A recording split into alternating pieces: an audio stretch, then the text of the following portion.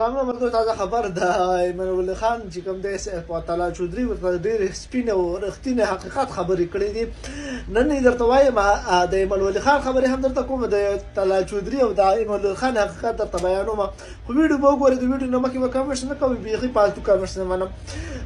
ایمن الله خان ته یې ویلي دي چې موږ هم نے आपको इधर से सेनेटर बनाया है, हमने आपके साथ हेल्प किया. मतलब رښتینی ورته ویلي دي چې بس دغه حکومت او دغه اسټابلیشمنټ کوشش کړو چې دا سېنیټر کې او سېنیټر کړی هم و.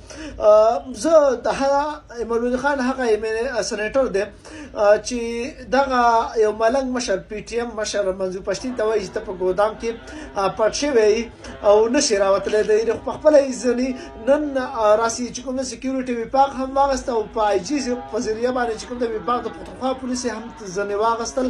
حالانکې ګنډاپور پر خلاف د دومره سپکه لهجه استعمال کړې وه، خو بیا هم ګنډاپور د سیاسي اصولو په خاطر باندې هغه وویل چې وضاحت یې ورته وکړو چې نن زه سکیورټي اخلم او تا ته به زه سکیورټي خامخا درکوم.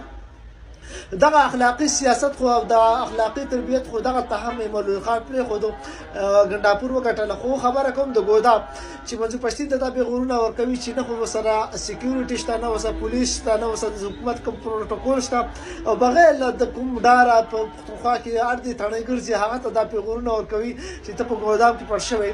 خو نن د ده حقیقت او د ده د یېرې او د ډار پته ولګېده چې سکیورټي یوه ورځ ځنې واغستله او دومره په یره، دومره په پریشر، دومره په غوسه کې دی چې وایي چې پیر کو هم ملاقات کرنګې سینټ میں. دغه زه وایم چې ایمن الله خان ستا ډار هر چا ته پته ده، ته چې ډاډه وي د چا په سر ډاډه وي، د اسټابلیشمنټ په سر ډاډه وي، دغه اسټابلیشمنټ سېنیټر کړی هم وي.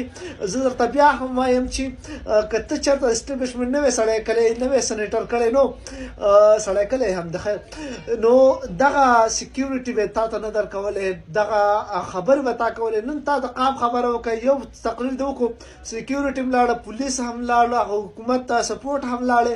نو ځکه موږ خبره تر اوسه پورې صحیح وه چې ته د اسټابلیشمنټ سړی، ته د اسټابلیشمنټ د حکومت سړی، د شهباز شریف د سړی وي او د هغوی په چال په خبرو به چلېدې چې د هغو نه لاړې. نو سکیورټي هم لاړه، دغه پروټوکول هم لاړې او اوس در باندې پلې دي چې څه وکړم او څه ونه کړم. نو لحاظه چې چا هم په پی ټي ایم پسې په پښتنو پسې خبره کړې ده، تل ذلیله شوي دي.